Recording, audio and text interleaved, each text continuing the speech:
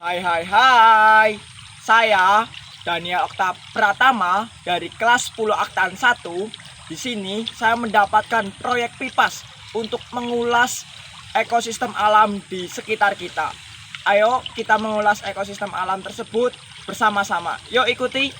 Mari kita lanjutkan ke tahap selanjutnya, mengulas dalamnya ekosistem di lingkungan sekitar. Yang pertama, pengertian ekosistem.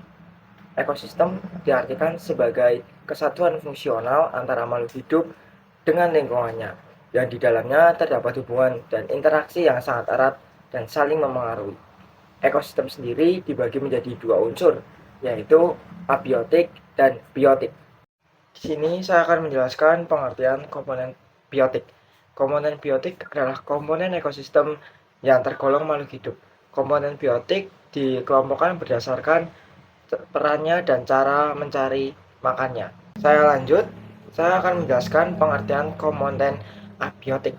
Komponen abiotik adalah komponen materi yang tergolong makhluk tak hidup. Komponen biotik sendiri memiliki contoh, semisalnya cahaya matahari, tanah, air, dan masih banyak lainnya. Saya akan lanjutkan untuk slide selanjutnya.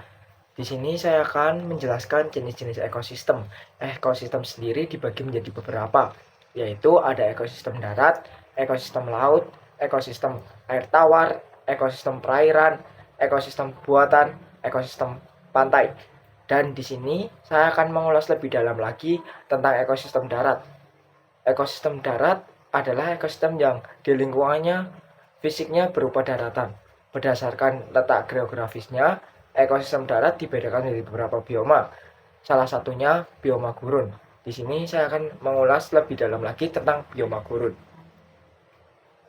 Bioma gurun dan setengah gurun banyak ditemukan di Amerika Utara, Afrika Utara, Australia, dan Asia Barat. Ada beberapa ciri dari bioma gurun sendiri. Saya akan sebutkan dari yang pertama. Yang pertama, ada curah hujan yang sangat rendah.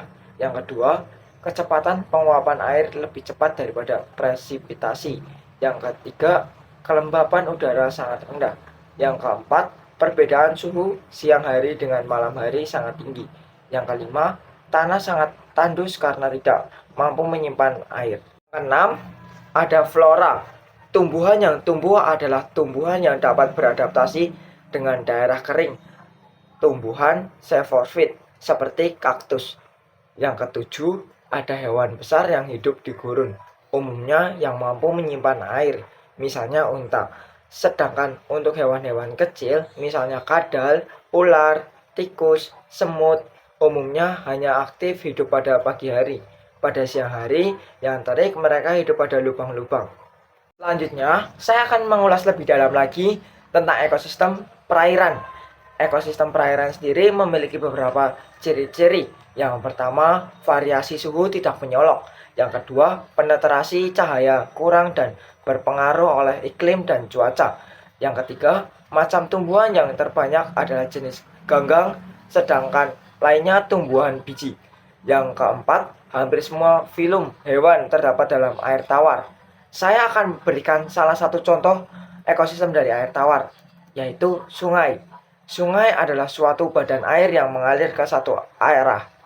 Air sungai dingin dan jernih, serta mengandung sedikit sedimen dan makanan. Secara umum, sebuah sungai bisa dibagi menjadi 3 bagian. Bagian atas, tengah, dan bawah. Setiap bagian ini memiliki ciri khas, bentuk, dan aktivitas sendiri-sendiri. Kemudian, saya akan menjelaskan ekosistem air laut.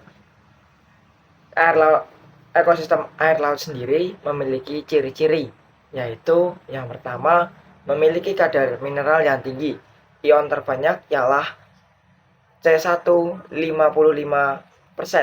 Namun kadar garam di laut bervariasi.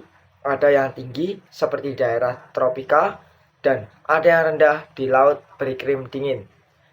Yang kedua, ekosistem air laut tidak mempengaruhi oleh iklim dan cuaca. Ekosistem air laut sendiri memiliki contoh, yaitu zona intertidal adalah area pasang surut air laut sepanjang garis pantai disebut dengan zona intertidal. Zona intertidal dapat berupa pantai, berpasir, berbatu, dan berlumpur. Organisme yang ada di zona intertidal ini antara lain rumput laut, abalone, anemon, kepiting, ganggang, teripang, dan bintang laut. Yang kedua ada zona neritik. Zona neritik berada di antara zona intertidal dan zona pelagik. Kedalaman rata-rata zona laut dangkal ini adalah sekitar 200 meter di wilayah tropis. Zona neritik biasanya dihuni oleh terumbu karang. Terumbu karang menjadi rumah bagi ikan tropis dan ikan karang. Contoh pufferfish, anglefish, butterfish. Selain itu, organisme penghuni terumbu karang yaitu spons, cacing, udang-udangan, bulu babi, dan moluska. Yang ketiga, ada pelagik. Kedalaman rata-rata zona pelagik adalah 400 meter. Sekitar 75% air laut berada di zona ini. Zona pelagik merupakan zona yang paling tidak produktif karena kandungan nutrisinya begitu rendah. Organisme di zona ini umumnya tergantung pada sampah organik yang tenggelam di zona fotik. Contoh hewan yang hidup di zona ini adalah cumi-cumi raksasa. Selanjutnya saya akan menjelaskan ekosistem pantai. Ekosistem pantai dikenal sebagai salah satu jenis ekosistem yang unik sebab mencakup 3 unsur, yakni tanah dataran, air di laut, dan juga udara. Pantai merupakan pertemuan antara ekosistem darat dan juga ekosistem akuatik. Selanjutnya saya akan mengulas lebih dalam lagi tentang ekosistem pantai. Ekosistem pantai dikenal sebagai salah satu jenis ekosistem yang unik sebab mencakup 3 unsur, yakni tanah di daratan, air di laut, dan juga udara.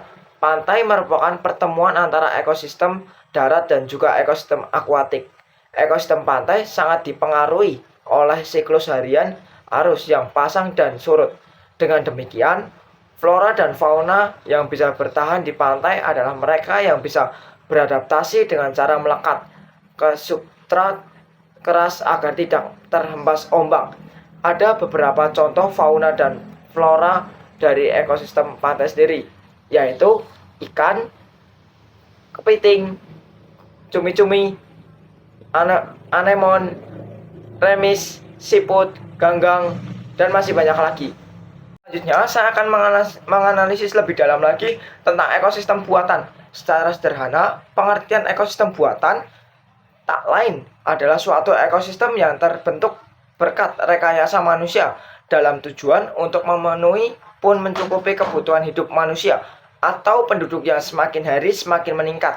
Ekosistem buatan ini memperoleh subsidi energi dari suatu dan baik itu tanaman maupun hewan akan memperoleh pengaruh besar dari manusia. Oleh karena itu bisa dikatakan keanekaragamannya sangat rendah. Ada beberapa contoh ekosistem buatan yang direkayasa manusia, yaitu yang pertama ekosistem bendungan, yang kedua ekosistem tanaman produksi misalnya hutan jati dan atau hutan pinus, yang ketiga ekosistem sawah irigasi, yang keempat ekosistem perkebunan misalnya sawit, teh, cengkeh, dan masih banyak lagi, yang kelima ekosistem tambak, yang keenam ekosistem ladang,